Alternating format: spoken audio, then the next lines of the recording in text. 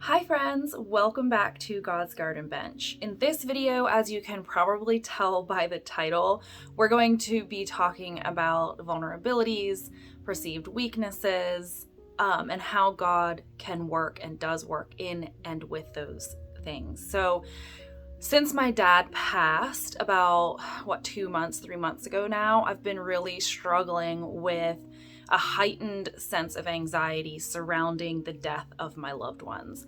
So I'm not 100% convinced, but sometimes I have to talk myself out of being 100% convinced that my loved ones are going to die unexpectedly, die in a fiery car crash, pass away in their sleep, and then, they're passed laying beside me, or, there's something that I should have done, but I didn't do, and now they're gone, and now I can't do those things.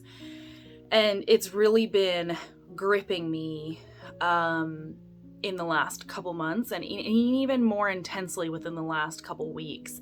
And so as I was meditating on it last night, and I was praying about it, and I was just asking God to take it away from me and help me deal with it and help me process it all, He just put on my heart that I need to make a video about it. I need to put this vulnerability and this weakness out there and have Him use it in a way that He needs to use it. So once again, if there's just one of you that this speaks to, amazing. I'm so blessed, and I'm so happy that I can offer that and God can offer that through me.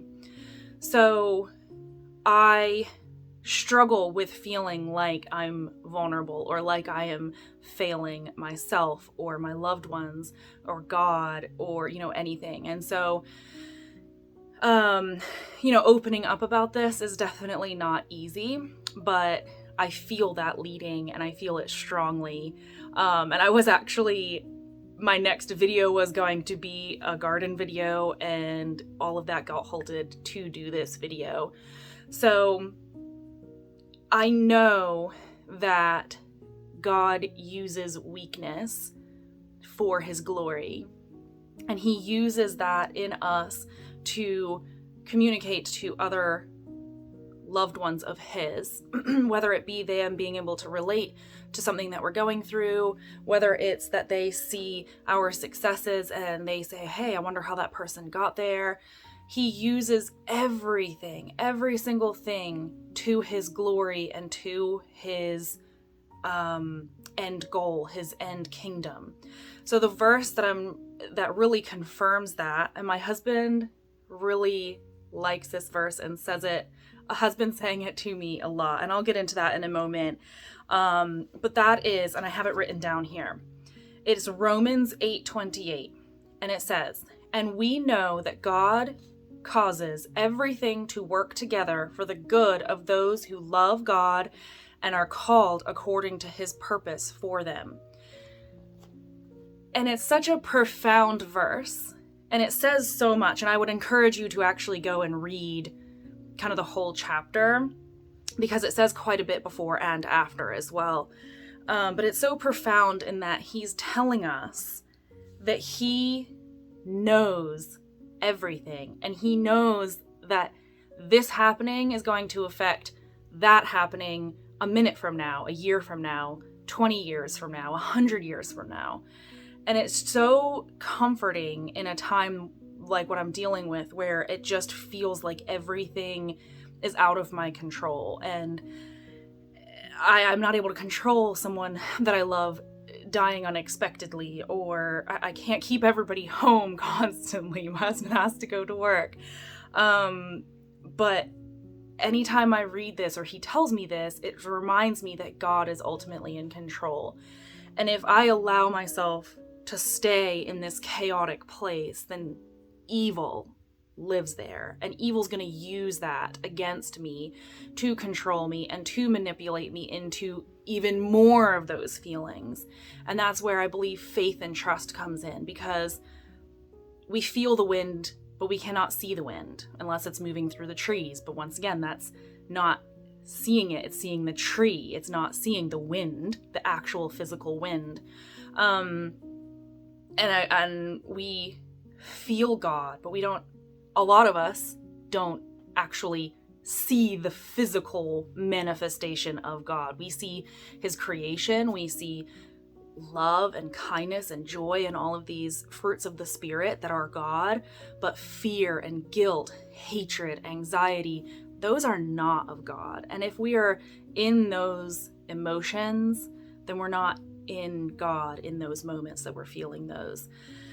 And so I'm really working on trying to remember that and realize that, and reading the Bible, reading verses like this, having an amazing husband who reminds you of those, amazing husband, amazing partner, whoever it is, friend, who can remind you of those verses is crucial. So the story is that my husband has recently gone on a business trip. And as he was leaving, I was really struggling. I told him, I was like, please come home to me. Please don't die.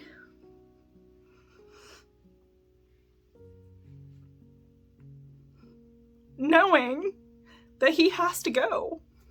But I was really overcome with that feeling of something bad is going to happen. What if something bad happens?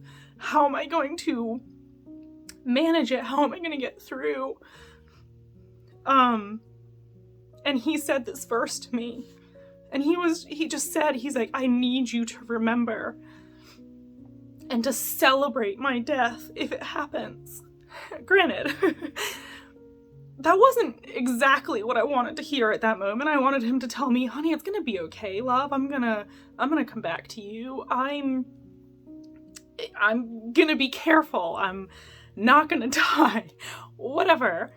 But he didn't. He told me, if he does die, this is what God says about it. And it's really been hitting me in the last couple days of realizing, it's sinking in, I think is what I'm trying to say. And as terrifying as it is, and heartbreaking as it is to think about losing my best friend, my partner, my love, my heart, it's still, if it happens, it's for a purpose. And he reminded me of that. And he said, I want you to celebrate. I want you to celebrate my life. I want you to celebrate my death, because he said God has a purpose for it.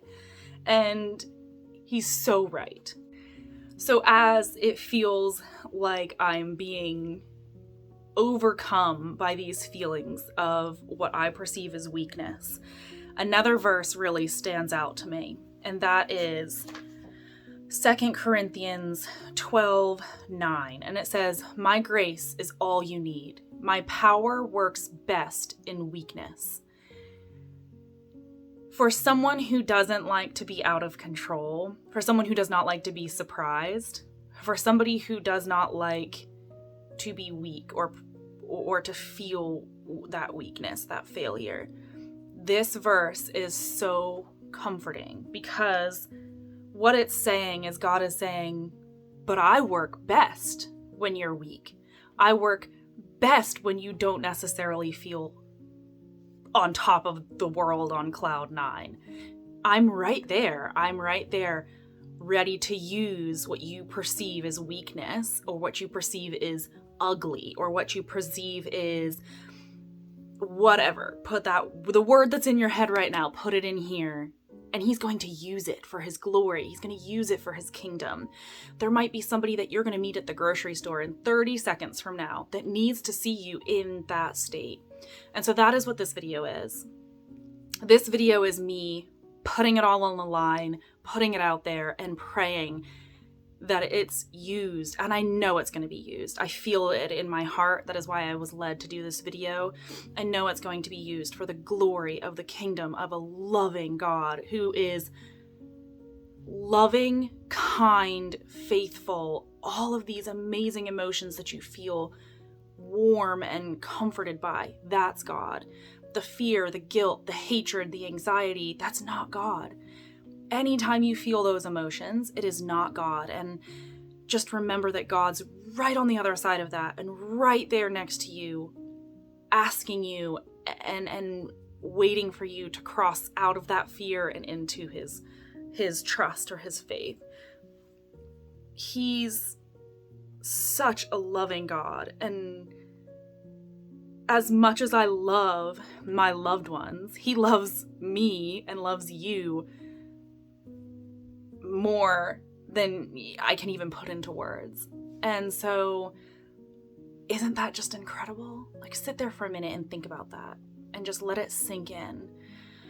So as you experience what you perceive as negative emotions, just know that God is right there working in your negative emotions and right there ready to get you out of your negative emotions and replace those with his positive emotions.